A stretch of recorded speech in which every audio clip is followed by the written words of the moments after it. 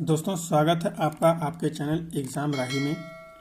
और आज हम पढ़ने वाले हैं क्लास 7 की एनसीईआरटी का चैप्टर नंबर 2, जिसका शीर्षक है नए राजा और उनके राज्य।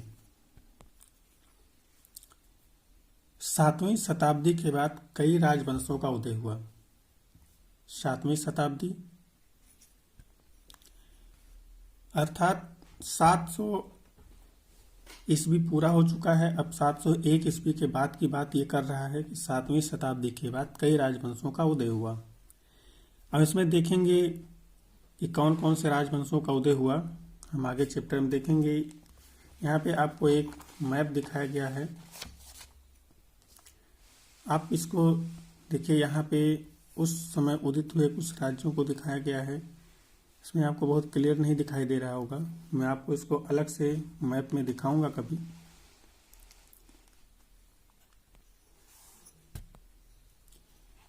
नए राजवंशों का उदय। अभी देखते हैं कि नए राजवंश का उदय हो रहा है। 7वीं सदी आते आते महाद्वीप के विभिन्न भागों में बड़े भूस्वामी और योद्धा सरदार अस्तित्व में आ चुके थे। राजा लोग प्रायः उन्हें अपने मातहत या सामंत के रूप में मान्यता देते थे। उनसे उम्मीद की जाती थी कि वे राजा या स्वामी के लिए उपहार लाएं, उनके दरबार में हाजिरी लगाएं और उन्हें सैन्य सहायता प्रदान करें। अधिक सत्ता और संपदा हासिल करने पर सामंत अपने आप को महासामंत, महामंडलेश्वर इत्यादि घोषित कर देते थे। कभी कभी वे अपने स्वामी के आधिपत्य से स्वतंत्र हो जाने का भी दावा करते थे। आपने देखा यहाँ पे कि कैसे सामंत होते थे, राजा कैसे होते थे, और कैसे जब सामंत बहुत ज़्यादा प्रभावशाली हो जाते थे तो अपने आप को एक राष्ट्र के रूप में, एक राज्य के रूप में घोषित करने के कोशिश करने लगते थे। ये चीज़ें हमने पीछे भी पढ़ा हुआ था। आगे चलते हैं। इस तरह का एक उदाहरण दक्कन में राष्ट्रकूटों का था, अर्थात राष्ट्रकूट वंश जो था वो इसका एक एग्जाम्पल है कि उन्होंने कैसे अपने आप को स्वतंत्र घोषित कर दिया। ये भी एक सामंत थे, मातहत थे राजा के। शुरुआत में वे कर्नाटक के चालुक्य राजाओं के अधीनस्थ थे। आपको ये पॉइंट याद रखना चाहिए कि जो राष्ट्रकूट वंश था वो अपने शुरुआती समय में या चालुक्य राजाओं के अधीन था या उनका सामंत था। ये लाइन आपके काम की है, आपको इसे नोट करना चाहिए। 8वीं सदी के मध्य में एक राष्ट्रकूट प्रधान दंत्यदुर्ग, आपको दंत्यदुर्ग का नाम याद रखना चाहिए, ने अपने चालुक्य स्वामी की अधीनता से इनकार कर दिया और उसे हराया और हिरण्यगर्भ अर्थात सोने का गर्भ नामक एक अनुष्ठान किया। जब यह अनुष्ठान ब्राह्मणों की सहायता से संपन्न किया जाता था तो यह माना जाता था कि इससे याजक जन्मजा क्षत्रिय न होते हुए भी क्षत्रिय के रूप में दोबारा क्षत्रियत्व प्रदान कर लेगा। अब यहाँ पे देखिए कि उसने अपने आप को, जो कि चालुक्यों के अधीन था, दंत्यदुर्ग, उसने अपने आप को स्वतंत्र घोषित किया, एक अनुष्ठान कराया और अपने आप को क्षत्रिय घोषित किया। इस तरह आप कह सकते हैं कि राष्ट्रकूट वंश का जो संस्थापक था वो दंत्यदुर्ग था। आपको इसे नोट कर लेना चाहिए। कुछ अन्य उदाहरणों में उद्यमी परिवारों के पुरुषों ने अपनी राजशाही कायम करने के लिए सैन्य कौशल का इस्तेमाल किया। मिसाल के तौर पर कदम्ब मयूर शर्मन और गुर्जर प्रतिहार हरिश्चंद्र ब्राह्मण थे, जिन्होंने अपने परंपरागत पेशे को छोड़कर शस्त्र को अपना लिया और क्रमशः कर्नाटक और राजस्थान में अपने राज्य सफलतापूर्वक स्थापित किया। अब यहाँ पे आपको एक लाइन और स्पष्ट कर लेना चाहिए कि शुरुआत में वो ब्राह्मण थे, लेकिन उन्होंने शस्त्र उठाया, लोगों के रक्षा का काम करना शुरू किया और अब वो ब्राह्मण से क्षत्रिय बन गए। अर्थात जो वर्ण व्यवस्था था, जो जातीय व्यवस्था थी, वो परिवर्तनशील थी। आप अपने कर्म के हिसाब से उसे परिवर्तित कर सकते थे। यहाँ पे एक छोटी सी जानकारी है। एलोरा का गुफा 15 का भित्ति चित्र, जिसमें विष्णु को नरसिंह अर्थात पुरुष सिंह के रूप में दिखलाया गया है, यह कृति राष्ट्रकूट काल की है। अर्थात अब आपको यहाँ पे याद ये रखना है कि एलोरा का गुफा नंबर जो 15 है वो भगवान विष्णु अर्थात पुरुष सिंह के रूप में उन्हें दिखाया गया है और उन्हें समर्पित है। इसे आपको याद रखना चाहिए कि एलोरा का गुफा नंबर 15 विष्णु को समर्पित है। राज्यों में प्रशासन। इन नए राजाओं में से कईयों ने महाराजाधिराज राजाओं के राजा, त्रिभुवन चक्रवर्तीन, 3 भुवनों का स्वामी और इसी तरह की अन्य भारी भरकम उपाधियां धारण की। लेकिन इस तरह के दावों के बावजूद वे अपने सामंतों और साथ ही साथ किसान, व्यापारी तथा ब्राह्मणों के संगठनों के साथ अपनी सत्ता की साझेदारी करते थे।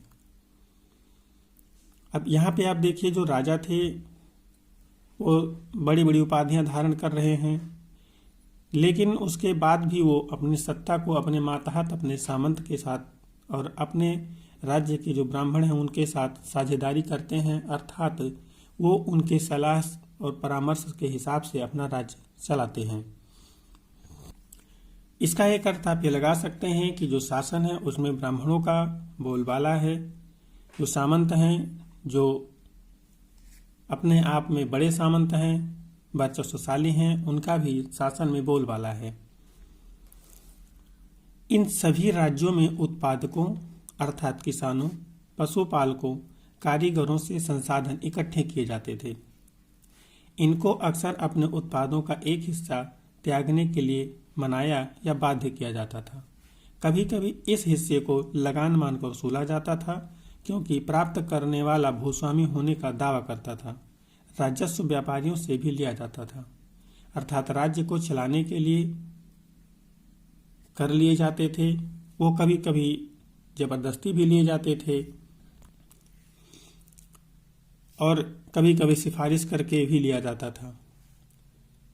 और जो भूस्वामी यहाँ से कर को वसूलते थे, वो भूस्वामी जिस भूमि से वसूलते थे उस पे अपना अधिकार होने का दावा करते थे। इस हिसाब से वो वहां से कर वसूलते थे। एक छोटी सी एक्स्ट्रा इंफॉर्मेशन यहाँ पे लीजिए। 400 कर। तमिलनाडु में शासन करने वाले चोल वंश के अभिलेखों में विभिन्न किस्म के करों के लिए 400 से ज्यादा सूचक शब्द मिलते हैं। सबसे अधिक उल्लिखित शब्द वेट्टी यानी जबरन श्रम और कदमई भू राजस्व, मकान पर छाजन डालने पर लगने वाला कर, खजूर या ताड़ के पेड़ पर चढ़ने के लिए सीढ़ी के इस्तेमाल पर लगने वाला कर, पारिवारिक संपत्ति का उत्तराधिकार हासिल करने के लिए लगने वाला कर इत्यादि का भी उल्लेख मिलता है। यहाँ पे कई प्रकार के करों का उल्लेख मिल रहा है, जिनमें 2 नाम आपको यहाँ पे क्लियर दिखाई दे रहे हैं। वेट्टी, जो जबरन श्रम करवाया जाता था, ये जो कर था उसे वेट्टी कहा जाता था। आपको इसे याद रखना चाहिए, आप इसे नोट कर लीजिए। और जो कदमई था वो भू राजस्व ही था, लेकिन मकान की छाजन डालने पर भी वसूल किया जाता था। मकान की छाजन मतलब मकान के आगे का छज्जा जो डालते थे उसके लिए वसूल किया जाता था भू राजस्व के तौर पर। इसका नाम कदमई था। आपको इन दोनों नामों को नोट करके याद कर लेना चाहिए। ये आपके एग्जाम के पॉइंट ऑफ व्यू से बहुत ही इंपॉर्टेंट हैं। यहाँ पे आप और देखेंगे अलग अलग तरह के कर यहाँ पे दिखाई दे रहे हैं। इनमें से संपत्ति अधिकार हासिल करने का जो कर है वो अगर आपने कभी ध्यान दिया होगा तो आज भी ये कर लिया जाता है। जब कभी आपके घर में आपके बुजुर्ग की डेथ हो जाती है तो उनकी संपत्ति उनके बच्चों को ट्रांसफर हो जाती है, तो उसमें आपको कुछ टैक्स देना पड़ता है। ये संसाधन राजा की व्यवस्था का वित्तीय आधार बनते थे, अर्थात जो ऊपर कर की बात कर रहा था, कर वसूले जाते थे, वो उनके वित्तीय आधार बनते थे। साथ ही मंदिरों और दुर्गों के निर्माण में भी इस्तेमाल होते थे। संसाधन उन युद्धों को लड़ने में भी इस्तेमाल होते थे जिनसे लूट की शक्ल में धन मिलने की तथा जमीन और व्यापारिक मार्गों के प्रयोग की संभावनाएं बनती थीं। राजस्व वसूली के लिए पदाधिकारियों की नियुक्ति सामान्यतः प्रभावशाली परिवारों के बीच से ही की जाती थी और प्रायः वंशानुगत होती थी। सेना में भी ऐसा ही होता था। कई बार राजा के निकट संबंधी ही इन ओहदों पर होते थे।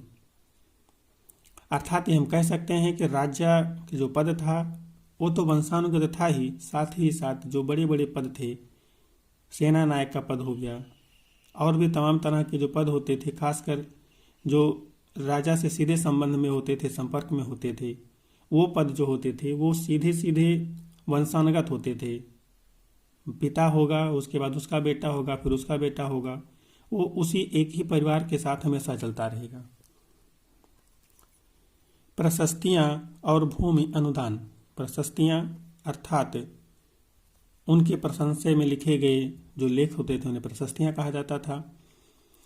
प्रशस्तियों में ऐसे ब्यौरे होते हैं जो शब्दशः सत्य नहीं भी हो सकते, लेकिन ये प्रशस्तियां हमें बताती हैं कि शासक खुद को कैसा दर्शाना चाहते थे। मिसाल के लिए सूरवीर विजय योद्धा के रूप में ये विद्वान ब्राह्मणों द्वारा रची गई थीं, जो अक्सर प्रशासन में मदद करते थे।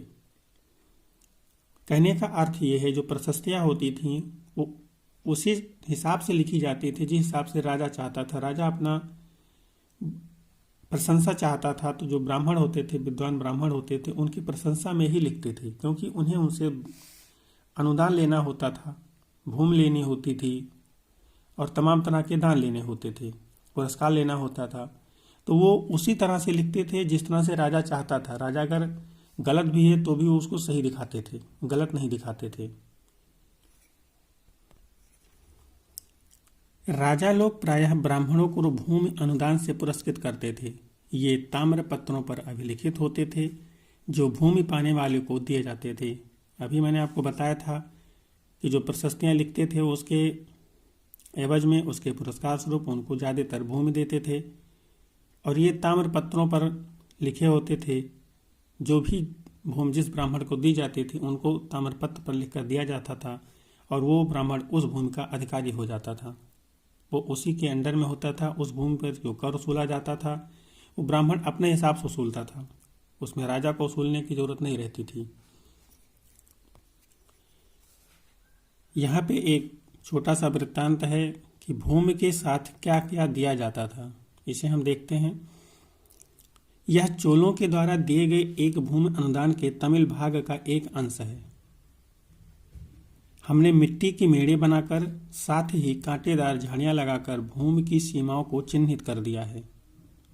इस भूमि पर ये चीजें हैं: फलदार वृक्ष, पानी, भूमि, बगीचे और फलोद्यान, पेड़, कुएं, खुली जगह, चारागाह, एक गांव, बावी, चबूतरे, नहरें, खाइयां, नदियां, दलदली जमीन, हौज, अन्नागार, मछलियों के तालाब, मधुमक्खियों के छत्ते और गहरी झीलें।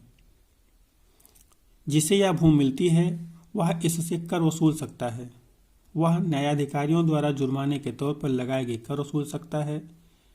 पान के पत्तों पर लगने वाला कर, बुने हुए कपड़ों पर लगने वाला कर, साथ ही साथ वाहनों पर लगने वाला कर वसूल सकता है। वह पक्की ईंटों के बने ऊपरी माले पर एक बड़े कमरे बनवा सकता है, बड़े और छोटे कुएं खुदवा सकता है, पेड़ और कांटेदार झाड़ियां लगवा सकता है, जरूरी हो तो सिंचाई के लिए नहर बनवा सकता है।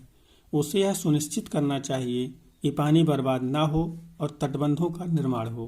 अर्थात अभी आपने देखा जो भूमि राजा द्वारा अनुदान में दी जाती थी उन पे क्या क्या किए जा सकते थे और राजा के जो पास भूमि होती थी उन पे क्या क्या किए जा सकते थे, इसका एक छोटा सा वर्णन यहाँ पे किया गया है। मैंने आपको बताया था जो कर वसूलने का काम था जो भूस्वामी होता था उसके पास आ जाता था, और यहाँ पे भी आपने भी देखा कि जो कर वसूलने का काम था वो भूस्वामी के पास आ जाता था। चलिए हम लोग आगे चलते हैं। 12वीं शताब्दी में एक बृहद संस्कृत काव्य भी रचा गया। ये राजतरंगिणी की बात कर रहा है, जिसमें कश्मीर पर शासन करने वाले राजाओं का इतिहास दर्ज है। इसे कल्हड़ नामक एक रचनाकार द्वारा रचा गया। कल्हड़ ने अपने वृत्तांत लिखने के लिए शिलालेखों, दस्तावेजों, प्रत्यक्षदर्शियों के वर्णनों और पहले के इतिहासों समेत अनेक तरह के स्रोतों का इस्तेमाल किया। प्रशस्तियों के लेखकों से भिन्न वह अक्सर शासकों और उनकी नीतियों के बारे में आलोचनात्मक रुख दिखलाता है। इसलिए 12वीं सदी के लिए यह असाधारण ग्रंथ है। कल्हड़ द्वारा लिखित राजतरंगिणी की बात ये कर रहा है। हम जब एडवांस में जाएंगे तो वहाँ पे कल्हड़ द्वारा लिखित जो राजतरंगिणी है उसके बारे में पढ़ेंगे, उसको और अच्छे से देखेंगे। इसमें कश्मीर के राजाओं का वर्णन मिलता है। कश्मीर में जितने राजा हैं उन सभी राजाओं का वर्णन इस पुस्तक में मिलता है। आगे देखते हैं, धन के लिए युद्ध। आपने यह गौर किया होगा कि इनमें से प्रत्येक शासक राजवंश का आधार कोई क्षेत्र विशेष था। वे दूसरे क्षेत्रों पर भी नियंत्रण करने का प्रयास करते थे। एक विशेष रूप से वांछनीय क्षेत्र था गंगा घाटी में कन्नौज नगर। गुर्जर प्रतिहार, राष्ट्रकूट और पाल वंशों के शासक सदियों तक कन्नौज के ऊपर नियंत्रण को लेकर आपस में लड़ते रहे।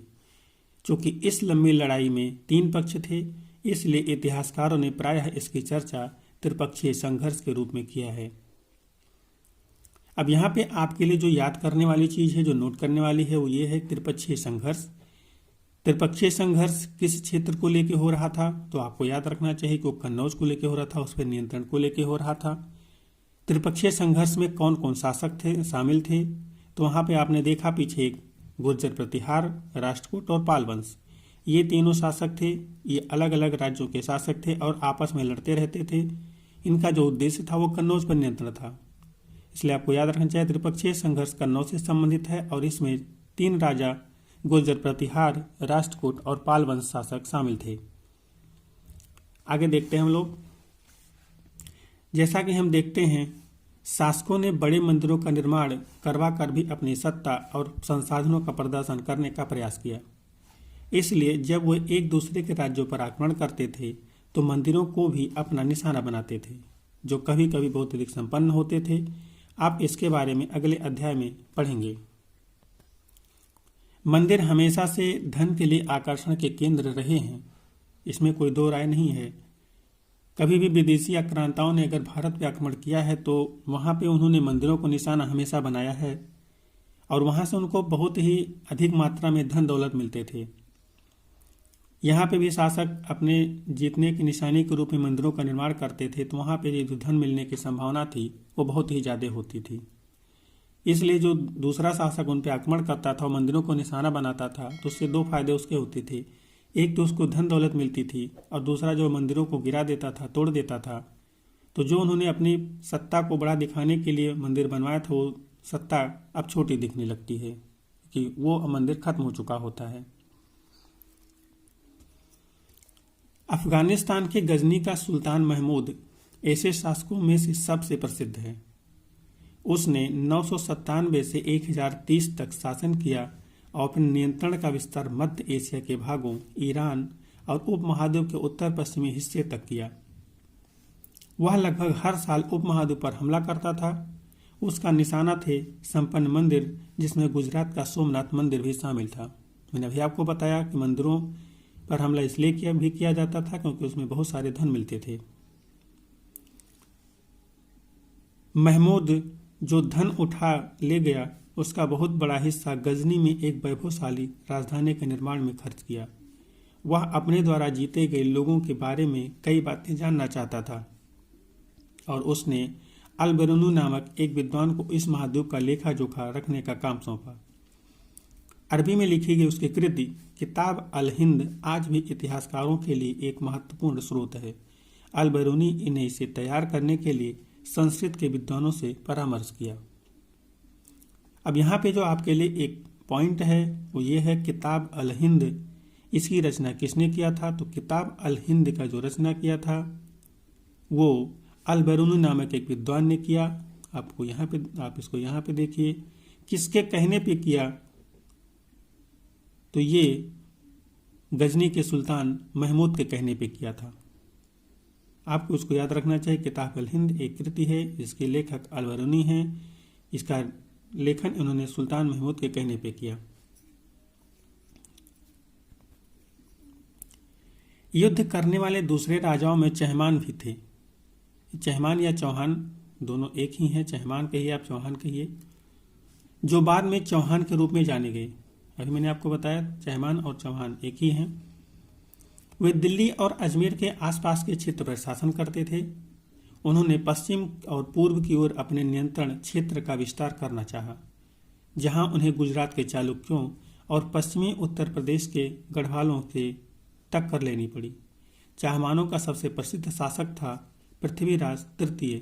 इसने 1168 से 1192 तक शासन किया था, जिसने सुल्तान मोहम्मद गोरी नामक अफगान शासक को 1191 में हराया, लेकिन दूसरे ही साल 1192 में उसके हाथों हार गया।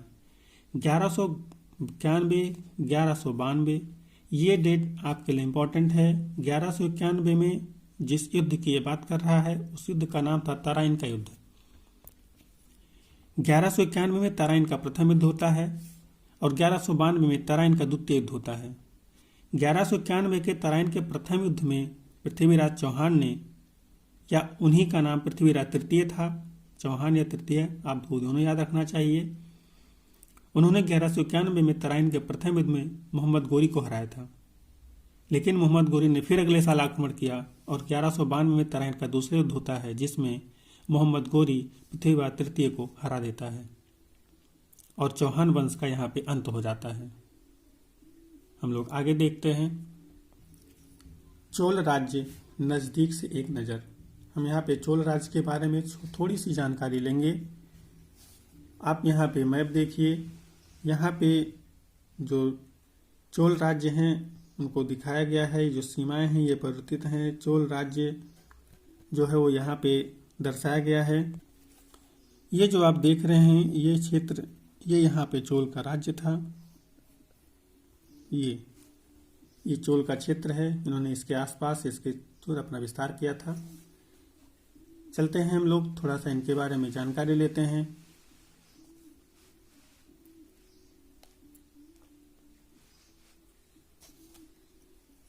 उरैयूर से तंजावुर तक चोल वंश सत्ता में कैसे आया? कावेरी डेल्टा में मुट्टियार नाम से प्रसिद्ध एक छोटे से मुखिया परिवार की सत्ता थी। वे कांचीपुरम के पल्लव राजाओं के मातहत थे। मातहत या सामंत आपने पीछे देखा था। उरैयार के चोल वंशीय प्राचीन मुखिया परिवार के विजयालय ने 9वीं सदी के मध्य में मुट्टियारों को हराकर इस डेल्टा पर कब्जा जमाया। उसने वहां तंजावुर शहर और निशुंभ सूदनी देवी का मंदिर बनवाया। अब आपने यहाँ पे ध्यान दिया होगा तो आपको पता चला होगा कि यहाँ पे आपके लिए एक जो काम की चीज है वो ये है कि जो चोल वंश है उसका संस्थापक कौन है और ये कहाँ से हैं। तो ये उरैयार जो है एक जगह का नाम है। यहाँ पे चोल वंश जो की स्थापना जो हो रही है, यहाँ पे चोल वंश से प्राचीन मुखिया जो है उसके परिवार में एक सदस्य विजयालय है। इसने कावेरी डेल्टा में जो शासन कर रहे थे मुट्टियार, उन पर आक्रमण किया और उन्हें पराजित करके राज्य स्थापित किया चोल वंश। अर्थात चोल वंश का संस्थापक विजयालय था। आपको इसको याद रखना चाहिए कि चोल वंश का संस्थापक था, इसने जो कावेरी डेल्टा था उस पे पूरी तरह से कब्जा जमा लिया। और दूसरी जानकारी जो आपके लिए है यहाँ पे वो ये है कि तंजावुर शहर को किसने बसाया था? तो तंजावुर शहर को विजयालय ने बसाया। और निशुंभ सूदनी देवी का जो मंदिर है उसे किसने बनवाया? तो वो भी विजयालय ने बनवाया था। आपको इन दोनों पॉइंट्स को याद रखना चाहिए और नोट करना चाहिए। विजयालय के उत्तराधिकारियों ने पड़ोसी इलाकों को जीता और उसका राज्य अपने क्षेत्रफल तथा शक्ति दोनों रूप में बढ़ता गया। दक्षिण और उत्तर के पांड्य और पल्लव के इलाकों पर इस राज्य का हिस्सा बना ली गई। राज प्रथम जो सबसे शक्तिशाली चोल शासक माना जाता है 985 में राजा बना और उसी ने इनमें से ज्यादातर क्षेत्रों पर अपने नियंत्रण का विस्तार किया। उसने साम्राज्य के प्रशासन का पुनर्गठन भी किया। अर्थात हम देखेंगे यहाँ पे कि जो चोल वंश का संस्थापक विजयालय है उसने जो क्षेत्र विस्तार किया, उसके अलावा राज प्रथम चोल वंश में जब शासक बनता है तो उसने अपने क्षेत्र का जो विस्तार है वो बहुत ही अधिक किया। इसने 985 में अब राजा ये बना था और चोल वंश का सबसे शक्तिशाली राजा ये माना जाता है। इसने अपने साम्राज्य को बहुत अधिक विस्तृत किया और अपने साम्राज्य का जो प्रशासन था उसको भी इसने व्यवस्थित किया। तो आपको ये याद रखना है कि राज प्रथम जो है वो चोल वंश का शासक है। आपके लिए ये पॉइंट है कि विजयालय हो गए, राज प्रथम हो गए, ये चोल वंश के शासक हैं। आगे अभी एक दो और मिलेंगे, उनको भी आपको याद रखना है। राज के पुत्र राजेंद्र प्रथम ने उसकी नीतियों को जारी रखा और उसने गंगा घाटी, श्रीलंका तथा दक्षिण पूर्व एशिया के देशों पर भी हमला किया। इन अभियानों के लिए उसने एक जलसेना भी बनाई। अब यहाँ पे अब देखिए एक जलसेना बन रही है। साथ ही साथ आपको ये ध्यान रखना है, एक नाम आपको और मिला। पहले आपको विजयालय मिला था चोल वंश में, उसके बाद राजराज प्रथम मिला। अभी आपको राजेंद्र प्रथम एक नाम मिला है जो कि राजराज प्रथम का पुत्र है। ये तीन नाम आप चोल वंशीय शासक के संदर्भ में याद रखिए।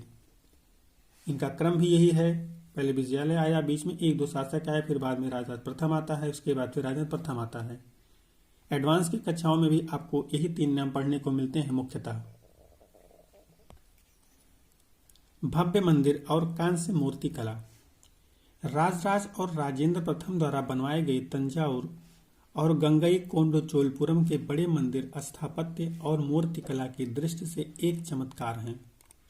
अब आपको यहाँ पे जो देखना है वो ये है कि जो तंजावुर और गंगईकोंडचोलपुरम का जो बड़ा मंदिर है वो राजराज और राजेंद्र दोनों ने मिलकर बनवाया था। राजराज ने शुरू किया था और राजेंद्र प्रथम के कार्यकाल में वो पूरे हुए। आपको इसको याद रखना चाहिए कि इन मंदिरों का निर्माण किसके कार्यकाल में हुआ था। चोल मंदिर अक्सर अपने आसपास विकसित होने वाली बस्तियों के केंद्र बन गए। ये शिल्प उत्पादन के केंद्र थे। ये मंदिर शासकों और अन्य लोगों द्वारा दी गई भूमि से भी संपन्न हो गए थे। इस भूमि की उपज उन सारे विशेषज्ञों का निर्वाह करने में खर्च होती थी जो मंदिर के आसपास रहते और उसके लिए काम करते थे। पुरोहित, मालाकार, बावर्ची, मेहतर अर्थात सफाई का काम करने वाले, संगीतकार, नर्तक इत्यादि। दूसरे शब्दों में मंदिर सिर्फ पूरा पूजा आराधना के स्थान नहीं थे, वे आर्थिक, सामाजिक और सांस्कृतिक जीवन के केंद्र भी थे। मंदिर के साथ जुड़े हुए शिल्पों में सबसे विशिष्ट था कांस्य प्रतिमाएं बनाने का काम। चोल कांस्य प्रतिमाएं संसार के सबसे उत्कृष्ट कांस्य प्रतिमाओं में गिनी जाती हैं। ज्यादातर प्रतिमाएं तो देवी देवताओं की ही होती थीं, लेकिन कुछ प्रतिमाएं भक्तों की भी बनाई जाती थीं। आपने यहाँ पे देखा जो मंदिर है वो साधन संपन्न है। आपने पीछे भी देखा था कि मंदिर जो होते थे साधन संपन्न होते थे। यहाँ पे अलग अलग केंद्र हो जाते थे, वो आर्थिकी का भी केंद्र होते थे, सामाजिक का भी केंद्र होते थे। और जो यहाँ पे कारीगर होते थे उन्होंने जो कांस्य की प्रतिमाएं बनाई थी वो विश्व में जो उत्कृष्टता है उसमें अपना नाम गिनवाती हैं। हम लोग आगे अभी देखते हैं इसमें कृषि और सिंचाई। उस समय कृषि और सिंचाई के कैसे सिस्टम थे उसको हम यहाँ पे थोड़ा सा देखते हैं। चोलों की कई उपलब्धियां कृषि में हुए नए विकासों के माध्यम से संभव हुई। मानचित्र 2 गौर कीजिए कि कावेरी नदी बंगाल खाड़ी में मिलने से पहले कई छोटी छोटी शाखाओं में बढ़ जाती है। ये शाखाएं बार बार पानी उलीचती हैं जिससे किनारों पर उपजाऊ मिट्टी जमा होती रहती है। शाखाओं का पानी कृषि विशेषतः चावल की खेती के लिए आवश्यक आर्द्रता भी मुहैया कराता है। इसको आप बांगर और खादर के संदर्भ में देखिए। भूगोल का टर्म है कि जहाँ पे नदी का पानी बार बार आता है वहाँ पे उस पानी के साथ में मिट्टियाँ भी आती हैं जो अलग अलग क्षेत्रों से आई हुई होती हैं, तो वो मिट्टियाँ उपजाऊ होती हैं। और चूंकि बाढ़ के बाद उस समय के आसपास चावल की खेती होती रही होगी तो उसके लिए ये मिट्टी जो थी वो बहुत विशेषतः जो खेतों की नमी थी उसके संदर्भ में काम करते हुए चावल की खेती के लिए अपने आप को तैयार करती थी। यहाँ पे एक शब्द है आवश्यक आर्द्रता, अर्थात चावल की खेती के लिए जो आवश्यक नमी होती है, आर्द्रता का मतलब नमी होता है, आवश्यक आर्द्रता भी मुहैया कराती थी। जो नमी होता था वो मुहैया कराती थी, क्योंकि अगर चावल की खेती में नमी नहीं होगा तो वो नहीं होगी। चावल की खेती में पानी की आवश्यकता सबसे अधिक होती है। हालांकि तमिलनाडु के दूसरे हिस्सों में कृषि पहले ही विकसित हो चुकी थी, पर 5वीं या 6वीं सदी में आकर ही इस इलाके में बड़े पैमाने पर खेती शुरू हो पाई। कुछ इलाकों में जंगलों को साफ किया जाना था, कुछ दूसरे इलाकों में जमीन को समतल किया जाना था। डेल्टा क्षेत्रों में बाढ़ को रोकने के लिए तटबंध बनाए जाने थे और पानी को खेतों तक ले जाने के लिए नहरों का निर्माण होना था। कई क्षेत्रों में एक साल में 2 फसलें उगाई जाती थीं। अब जहाँ पे बाढ़ का पानी ज़्यादा नहीं आता रहा होगा या जहाँ पे पानी मुख्यतः या प्रमुखतः या आसानी से उपलब्ध होता रहा होगा, वहाँ पे खेती साल में 2 बार की जा रही थी। चलिए हम लोग आगे चलते हैं। कई जगहों पर फसलों की सिंचाई कृत्रिम रूप से करना जरूरी था। सिंचाई के लिए कई पद्धतियां अपनाई जाती थीं। कुछ इलाकों में कुएं खोदे गए, कुछ अन्य जगहों में बारिश के पानी को इकट्ठा करने के लिए विशाल सरोवर बनाए गए। स्मरण रहे कि सिंचाई के काम के में योजना की दरकार होती है, जैसे श्रम और संसाधनों को व्यवस्थित करना, इन कामों की देखरेख करना और यह तय करना कि पानी का बंटवारा कैसे किया जाए। ज्यादातर नए शासकों साथ ही साथ गांव में रहने वाले लोगों ने इन गतिविधियों में सक्रिय रूप से दिलचस्पी दिखाई। अब दिलचस्पी इसलिए भी दिखाना था क्योंकि जो कृषि का कार्य होता था वो गांव के लोग ही करते थे, तो इससे संबंधित जो भी काम रहे होंगे उसमें जैसे नहर खोदना, कुएं खोदना, बारिश के पानी को इकट्ठा करना, तालाब खोदना, इनमें गांव के लोगों को ही ज़्यादा रुचि आएगी और उन्हें रुचि लेना भी पड़ेगा क्योंकि उन्हें कृषि से अपना जीवन निर्वाह करना है। हम अब देखते हैं यहाँ पे साम्राज्य का जो प्रशासन था वो किस तरह से होता था। प्रशासन किस प्रकार संगठित था। किसानों की बस्तियां जो उर कहलाती थीं, सिंचाई खेती के साथ बहुत समृद्ध हो गईं। इसी तरह के गांवों के समूह को नाडू कहा जाता था। ग्राम परिषद और नाडू न्याय करने और कर वसूलने जैसे कई प्रशासकीय कार्य करते थे। अब यहाँ पे आपके लिए जो पॉइंट आया है वो आया है उर। आपको याद रखना चाहिए कि उर क्या थे। जो किसानों की बस्ती होती थी, जहाँ पे किसान बसते थे, किसानों के जो गांव होते थे, उनको उर कहा जाता था, या इनको सीधे कह सकते थे गांवों को उर कहा जाता था। और जब कई गांव एक साथ मिल जाते थे, कई गांव आसपास में होते थे या कई गांवों को एक साथ मिला करके एक नए इलाके का निर्माण किया जाता था, उसको एक नया नाम दिया जाता था, तो उसी को नाडू कहा जाता था। जब कई गांव को एक साथ मिला के नाम लिया जाता था तो उनको नाडू कहा जाता था। ग्राम परिषद में जो न्याय है, नाडू हैं, ये गांव में न्याय करने और कर वसूलने के लिए कार्य करती थी। ये आपको याद रखना चाहिए। जो खास आपके लिए उर है और नाडू है, इसे आपको क्लियरली लिखना चाहिए कि उर जो है किसानों की बस्तियां हैं, नाडू जो है कई गांवों का एक समूह है। बल्लाल जात के धनी किसानों को केंद्रीय चोल सरकार की देखरेख में नाडू के कामकाज में अच्छा खासा नियंत्रण हासिल था। उनमें से कई धनी भूस्वामियों को चोल राजाओं के सम्मान के रूप में मुवेंदवेलन, आपको इसको याद रखना चाहिए, मुवेंदवेलन क्या होते थे? 3 राजाओं को अपनी सेवा प्रदान करने वाला बेलन या किसान। मुवेंदवेलन के अर्थ को आप समझिए, इसको आप लिख लीजिए कि जो मुवेंदवेलन होते थे वे 3 राजाओं को अपनी सेवाएं प्रदान करते थे। ये ऐसे किसान थे जो 3 राजाओं से संबंधित होते थे। अरैयार प्रधान, अरैयार जो थे वो प्रधान को बोला जाता था, जैसी उपाधियां दी और उन्हें केंद्र में महत्वपूर्ण राजकीय पद सौंपे। इन्हें अब दोबारा देख लीजिए। उनमें से कई धनी भूस्वामियों को चोल राजाओं के सम्मान के रूप में मुवेंदवेलन, 3 राजाओं को अपनी सेवाएं प्रदान करने वाला बेलन या किसान, अरैयार प्रधान जैसी उपाधियां दी और केंद्र में महत्वपूर्ण राजकीय पद सौंपे। हमने देखा है कि ब्राह्मणों को समय समय पर भूमि अनुदान या ब्रह्मदेय प्राप्त हुआ।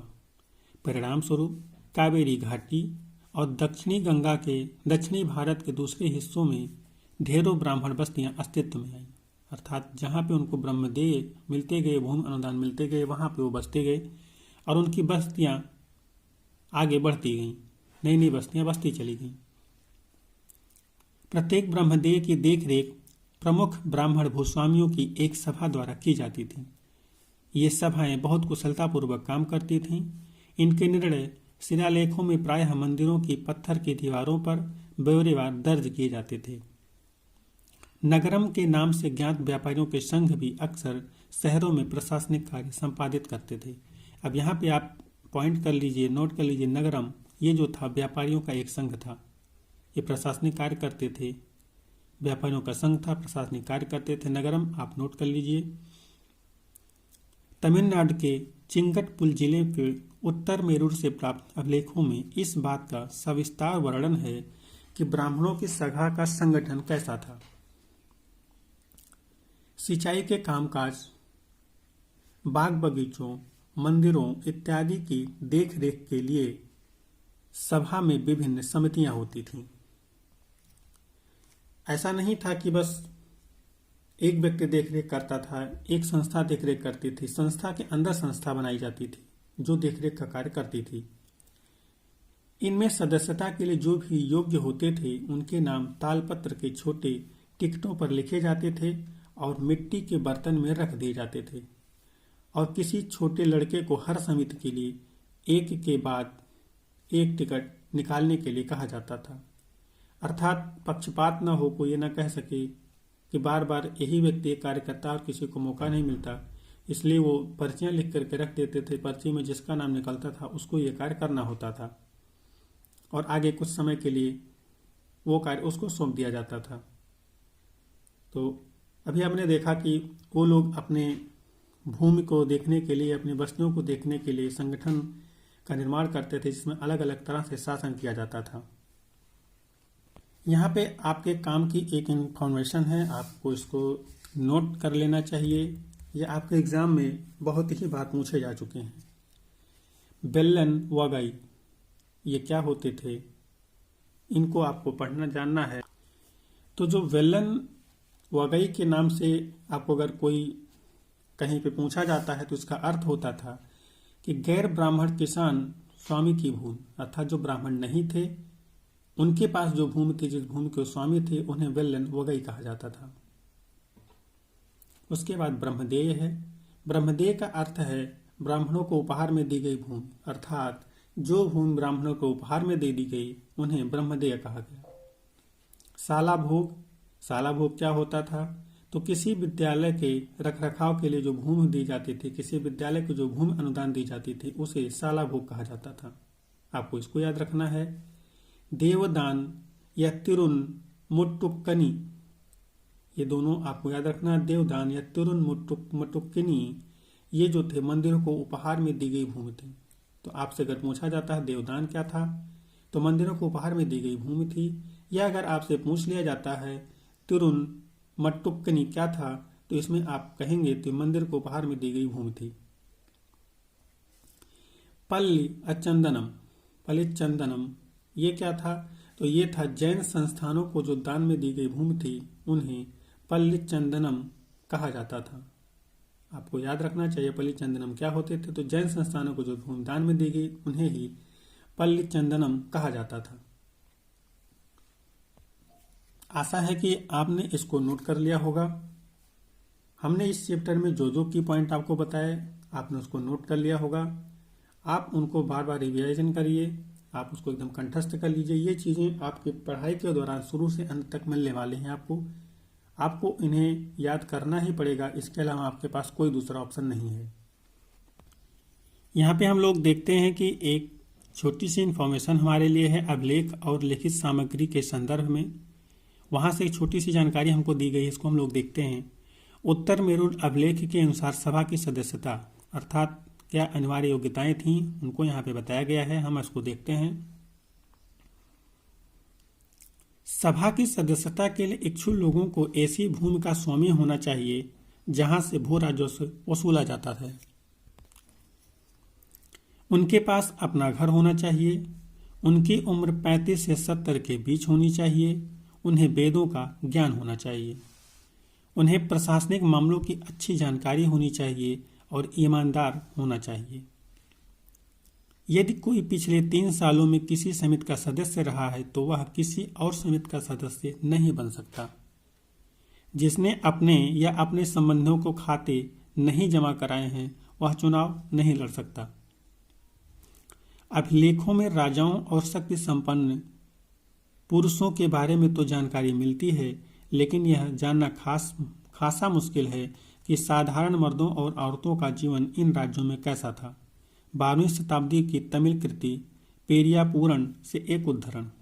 यहाँ पे आपको एक छोटा सा उद्धरण दिया जा रहा है कि वहाँ पे जो समाज था वो किस हिसाब से था, इसको हम लोग देखते हैं।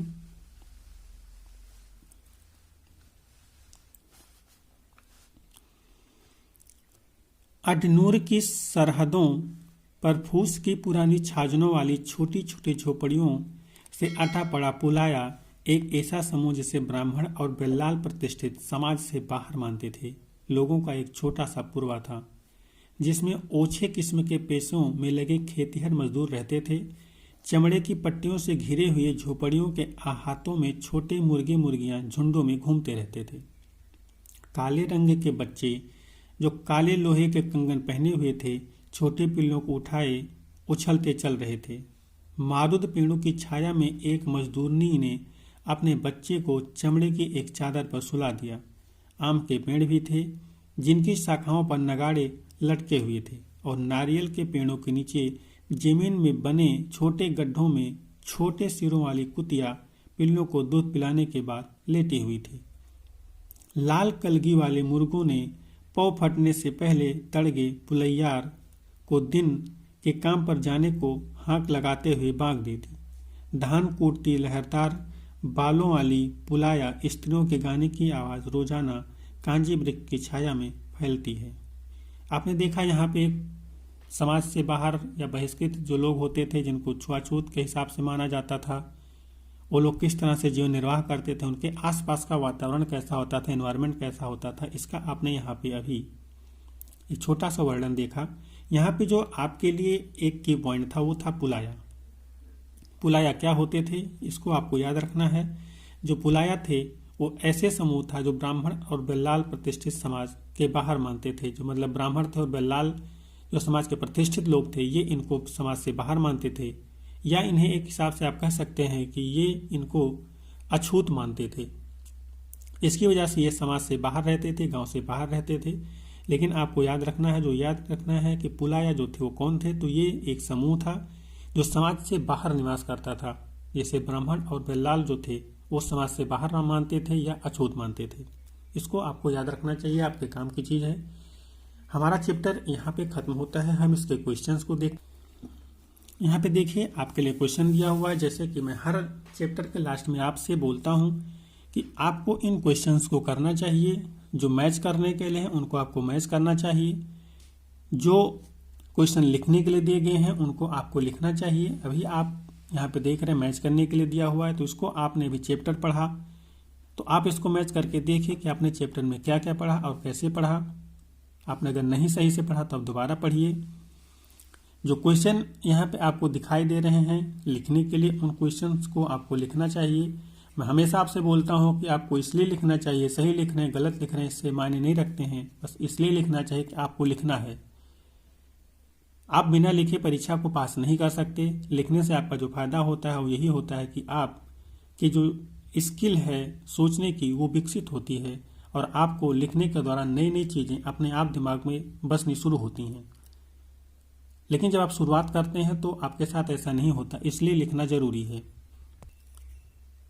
आप यहाँ पे भी क्वेश्चन देखिए, आप इन क्वेश्चनों को पढ़िए और इन क्वेश्चनों को मैंने आपसे जैसे कि कहा कि आप इनको लिखिए और बिल्कुल लिखिए।